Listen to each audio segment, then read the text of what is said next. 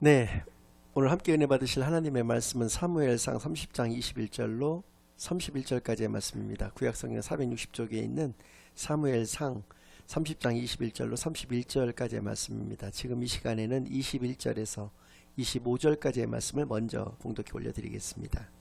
다윗이 전에 피곤하여 능히 자기를 따르지 못하므로 부솔 시내에 머물게 한 200명에게 오매 그들이 다윗과 그와 함께한 백성을 영접하러 나오는지라.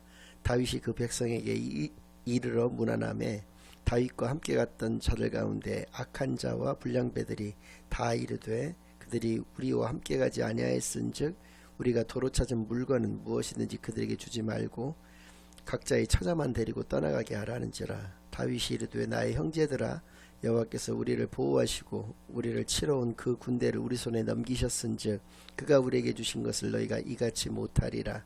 이 일에 누가 너희에게 듣겠느냐. 전장에 내려갔던 자의 분깃이나 소유물 곁에 머물렀던 자의 분깃이 동일할지니 같이 분배할 것이니라 하고, 그날부터 다윗이 이것으로 이스라엘의 율례와 규례를 삼았더니 오늘까지 이르니라. 아멘. 하나님 아버지, 감사드립니다. 오늘도 거룩한 주일, 거룩한 교회, 거룩한 예배를 허락하여 주시니 진정으로 감사드립니다. 지금 이 시간 저희들이 지난 한 주일간 지었던 모든 죄악을 예수 그리스도의 십자가 아래 다 내려놓고 오직 저희들의 온 영과 진리를 다하여 하나님께만 드려지는 예배를 통하여 하나님께서만 영광 받으시는 은혜의 시간으로 이 시간을 인도하여 주시옵소서.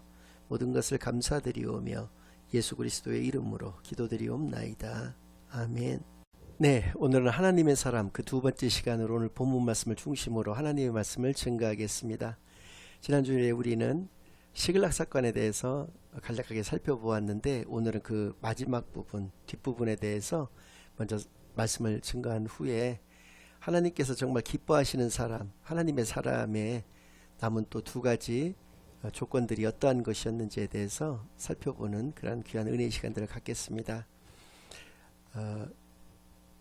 블레셋과 이스라엘 간에 이제 전쟁이 벌어지게 되었고, 블레셋의 최종 집결지인 그 아벡이라고 하는 곳에 그 블레셋 군대들이 다 모여 있었습니다.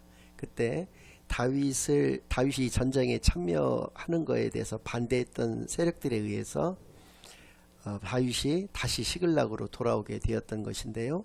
그 아벡에서부터 시글락까지의 거리가 3일 길을 정신없이 막 달려야지 도착할 수 있는 곳이었습니다. 가족들이 걱정도 되고 또 이 기쁨을 같이 나누고자 그들이 서둘러서 복귀를 했는데 시글락에 막상 도착을 해보니까 사람들은 다 잡혀갔고 그 모든 그 시글락에 있는 집들이나 이런 것들은 다 불타서 없어진 그러한 처참한 상황만을 보게 되어서 그들이 다윗을 포함해서 600명의 용사 모두가 서로 부둥켜 안고 또 소리 높여서 그렇게 대성통곡을 진이 다 빠지도록 다 한 뒤에 그때 이제 정신을 차리고 보니까 백성들이 원망의 어떤 대상을 찾다가 보니까 다윗이 제일 적합하다고 판단돼서 다윗을 돌로 치려할 때 다윗은 굉장히 크게 다급한 그런 순간이었지만 하나님으로 이렇게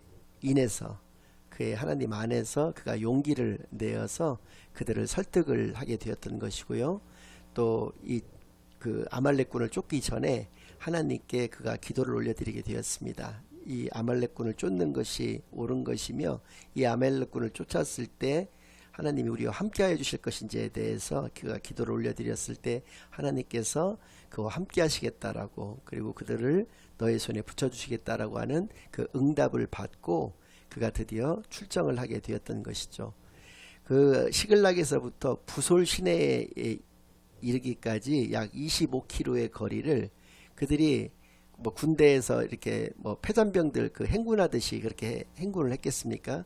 그들은 전속력으로 그 부솔 시내까지 달려갔었을 것입니다. 근데 그 600명 중에서 200명은 도저히 거기서 함께 할 수 없다라고 생각이 되어져서 낙오를 하고 말았던 것이거든요. 그래서 그들이 도저히 못 가겠다고 하니까 다윗이 그들을 200명을 남겨놓고 400명만을 데리고 다시 아말렉의 흔적을 찾아서 뒤쫓기를 시작했던 것이죠. 얼마쯤 가다가 애굽 사람 한 사람을 만나게 되는데 그 애굽 사람은 애굽 사람이지만 아말렉의 종이 되었던 사람으로서 사흘 전에 이제 몸에 병을 얻으니까 그 아말렉 군대에서 그를 내쳤던 것이거든요. 그래서 그에게 먹을 것을 주면서 그러면 지금 현재 아말렉이 어디에 가 있는지 알고 있느냐 그랬더니 알고 있으니까 자기가 그들에게 안내를 할 테니까 자신을 살려달라고 하는 그 조건을 내걸어서 그렇게 하겠다라고 하고 그가 안내한 대로 갔더니 거기에 이제 아말렉 군들이 막 이제 먹고 마시고 잔치를 벌이고 있는 모습을 보게 되었습니다. 그리고 이제 자신들의 이제 거기 처자들이 다 거기에 있다는 것을 확인을 하고 새벽에 이제 그들을 급습을 해서 그 다음 날 저물 때까지 그러니까 만 한 이틀간에 걸쳐서 일방적으로 아말렉군을 도륙을 하기 시작을 했던 것이죠. 왜냐하면 600명, 400명밖에 되지는 않지만은 이 다윗의 군대에는 하나님이 함께 하셨기 때문에 그 수많은 몇만 명이나 되는 그 아말렉 군대를 그렇게 손쉽게 격퇴를 할 수가 있었던 것이고 겨우 나귀를 타고 도망갔던 400명만이 살아서 도망을 칠 수가 있었고 나머지는 다 거기서 전멸을 하고 말았던 것인데요. 당연히 그 시글락에서 잃었던 처자들과 그 가축들 같은 그런 재산을 찾는 것은 말할 것도 없거니와 다른 곳들도 이렇게 침입을 해가지고 거기서 뺏은 그 전리품들이 있었을 거 아니겠습니까? 그런 것까지 모두 가지고 다시 그들이 이제 돌아오게 되었던 것이죠. 그래서 이제 다시 되돌아오다가 부솔 시내에 놓고 온 200명이 있었기 때문에 그곳으로 먼저 가게 되었는데 여기서 또 놀라운 하나님의 사람이 어떠한 사람인지에 대해서 우리가 발견할 수 있는 그 말씀이 있는데요. 오늘 지금 읽어드린 말씀 중에서 제가 21절부터 23절까지의 말씀을 다시 한번 읽어드리겠습니다. 자, 이제 돌아오고 있는 중입니다. 다윗이 전에 피곤하여 능히 자기를 따르지 못함으로 부솔 시내에 머물게 한 200명에게 오매 그들이 다윗과 그와 함께한 백성을 영접하러 나오는지라 다윗이 그 백성에게 이르러 문안하매 그러니까 그 200명이 다윗의 일행을 보고 얼른 쫓아나와서 그들을 영접하는 것은 너무나 당연한 모습이죠. 뭐 그때 왕이라고 불렀는지 우리의 주군이라고 불렀는지는 모르겠지만 아무튼 다윗이 이렇게 오니까 그들이 막 쫓아나간 거죠. 근데 여기에서 다윗이 그 백성에게 이르러 문안하매라고 할 때 그 이르러라고 번역이 되어 있는 이 말씀의 의미는 다윗도 같이 그들에게 달려갔다는 것을 의미합니다. 그러니까 보통 보면은 높은 사람들은 자신보다 지위가 낮거나 그 자기 아랫사람이 이렇게 다가오게 되면 가만히 제자리에 서서 그를 이렇게 맞이하는 경우가 대부분이지 않겠습니까? 그러나 다윗은 그렇게 하지 않았고 그들이 달려오고 있었음에도 그들을 향해서 달려나갔다는 것을 의미한다는 얘기입니다. 그래서 같이 달려나가서 그들을 손을 맞잡고 얼마나 마음고생이 심했느냐고 우리가 무사히 너희들의 처자뿐만 아니라 모든 것들을 다 되찾아서 이렇게 돌아오게 되었다. 이제는 안심하라. 그리고 기뻐해라. 이렇게 그들을 위로를 해줬을 거 아니겠습니까? 그렇게 감사 안 했던 것이죠. 그리고 22절 다윗과 함께 갔던 자들 가운데 악한 자와 불량배들이 다 이르되 그들이 우리와 함께 가지 아니하였은즉 우리가 도로 찾은 물건은 무엇이든지 그들에게 주지 말고 각자의 처자만 데리고 떠나가게 하라 하는지라. 여기서 이제 악한 자와 불량배들이라고 번역을 했는데 여기서 불량배들이라고 하는 말은 더 정확한 의미로서는 쓸모없는 자입니다. 그러니까 신약 성경에서는 무익한 자 이렇게 표현을 해놨는데 그 의미입니다. 그러니까 불량배가 뭐 동네 뭐 양아치나 깡패 뭐 건달을 의미하는 그런 말씀이 아니라 쓸모없는 자를 불량배로 번역을 해놨다는 얘기인데 이 악한 자와 불량배들이 어떠한 사람들이냐면 목숨을 걸고 다윗과 함께 전쟁에 나가서 아말렉군을 격퇴시켰던 그 사람들이거든요. 그 사람들을 악한 자와 불량배라고 불렀던 이유는 그 뒤에 나오는 두 가지 그들의 말 때문에 그렇다는 것인데 첫 번째는 우리가 그 도로 찾은 물건 중에서 그들의 부솔신에 남아있었던 200명의 소유도 분명히 있었을 것인데 또 다른 어떤 전리품들도 물론 있고 그것들을 그들과 똑같이 나누지 말고 그들한테는 처자, 그러니까 부인들과 그 자식들만 그들에게 되돌려주고 되돌려주라. 이제 이것이 이제 첫 번째 이야기였었습니다. 두 번째 얘기는 뭐냐면 각자의 처자만 데리고 떠나가게 하라는지라라고 얘기했다는 것이죠. 떠나가게 하라고 하는 말은 무슨 말이냐면 그렇게 해서 이제 우리가 같이 시글락으로 돌아가자 이제 이런 의미가 아니라 그들이 그 남아 있었던 200명은 자신들이 물론 이제 우리가 이제 여기서 생각해 봐야 될 것은 우리 크리스찬들은 평상시에 우리의 실력을 가지는 것이 중요하죠.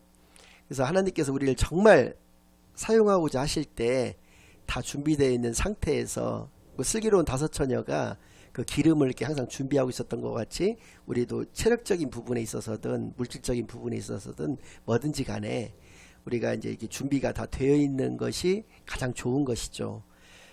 그것이 이제 이상적인 건데 그 200명은 평상시든 아니면 그날의 컨디션 때문이든지 간에 그 체력이 미치지 못해서 못 따라갔던 것인데 그들이 이제 그렇게 이야기를 한다는 것은 어떤 의미냐면 그것에 대해서 불만을 가지고 자기들이 못 따라갔기는 했지만 저렇게 전쟁에서 승리하고 돌아와서 우리들한테는 아내하고 자식들만 돌려주고 그냥 빈몸으로 나가라고 한다 이 말이야.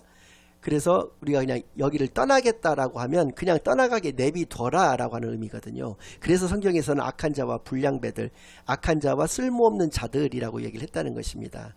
오늘날의 세상도 마찬가지죠. 서울대를 나왔거나 좋은 학벌을 가지고 또 좋은 가문에서 태어난 사람이 이 사회에 어떤 공익적이거나 다른 사람들을 위해서 이렇게 살아가는 것이 아니라 자신들의 이익만을 위해 추구하면서 살아가는 그런 모습들을 더 많이 볼 수 있지 않겠습니까? 그렇지 못한 사람들에 비해서 더 많이 가진 자들이 더 자기의 것을 움켜쥐고 살아가려고 하는 세상 사람적인 그런 모습들을 볼 수가 있고 또 떠나가게 하라 해서도 알 수 있는 바와 같이 좀 자신보다 무능하다고 생각되는 사람들은 도태시켜도 상관없다. 낙오가 돼도 그냥 나에게서 떠나버려도 상관없다라고 하는 그런 이건 하나님의 사람이라고 볼 수 없는 태도와 마음가짐이라는 것을 말씀을 드리고자 하는 것입니다. 그런데 다윗은 어떻게 했느냐면 그 23절에 보니까 다윗이 이르되 나의 형제들아 여호와께서 우리를 보호하시고 우리를 치러 온 그 군대를 우리 손에 넘기셨은즉 그가 우리에게 주신 것을 너희가 이같이 못하리라. 똑같이 나누겠다는 얘기입니다. 너희가 이같이 못하리라고 하는 말은 그들의 말을 수용하지 않겠다는 것이죠. 부솔 시내에 남아서 낙오했던 그 사람들에게는 처자만 주면서 그냥 너희를 떠나가려면 떠나가라 이렇게 내팽개치는 것이 아니라 그들과 똑같이 나눌 것이고 그들도 나의 형제들이다 라고 하는 것을 이야기를 했는데 여기서 다윗이 나의 형제들아라고 이야기했던 사람들이 어떤 사람이냐면 그 시글락에 도착을 해서 자기를 죽이려고 했던 그 시글락이 불타고 아말렉에 의해서 그렇게 아주 멸문을 당했던 그 모습을 보면서 그 책임을 다윗에게 돌려서 다윗을 돌로 쳐 죽이려고 했던 그 사람들을 향해서 그리고 이 부솔 시내가에서 낙오됐던 사람들을 내팽개치자라고 했던 그 사람들 악한 자와 불량배라고 번역되어진 이 사람들에게 나의 형제들아라고 부르고 있다라고 하는 것입니다. 그러니까 다윗에게 있어서 나의 형제들은 소외된 자 낙오된 자, 약한 자 뿐만이 아니고 이렇게 자신에게 자신을 반대했던 사람들, 대적들, 원수들까지도 나의 형제라고 불렀을 뿐만 아니라 제가 오늘 읽어드리지 않았던 뒷부분을 보면 26절부터 마지막 그 31절까지의 말씀을 보면 다윗이 그동안 10년 정도를 이렇게 사울에게 도망 다녔다고 하지 않았습니까? 그러면 얼마나 그 좁은 지역에서 이스라엘이라고 하는 좁은 지역에서 도망을 다녔으니 얼마나 많은 사람들이 다윗을 도왔겠습니까? 그래서 이 전쟁과 아무 상관없는 그 자신을 도왔던 사람들에게도 그 전리품을 나누어 주었다라고 하는 것이 나오거든요. 그러니까 나의 형제들이라고 하는 그 개념 속에는 소외된 자, 약한 자, 낙오된 사람들, 나의 원수들, 대적들 또 나에게 도움을 주었던 믿음의 동역자들 모두가 다 나의 형제라고 통칭하고 있다는 것을 알 수가 있다는 것입니다. 그러니까 결과적으로 하나님께서 기뻐하시는 하나님의 사람은 어떤 사람인가? 세상의 모든 사람, 하나님께서 창조하신 모든 사람을 나의 형제로 여길 수 있는 사람이 바로 하나님의 사람인 것을 다윗의 이 말씀 가운데에서 우리가 너무나 잘 알 수 있다는 것이죠. 참고적으로 제가 26절부터 31절까지의 말씀 좀 읽어드리겠습니다.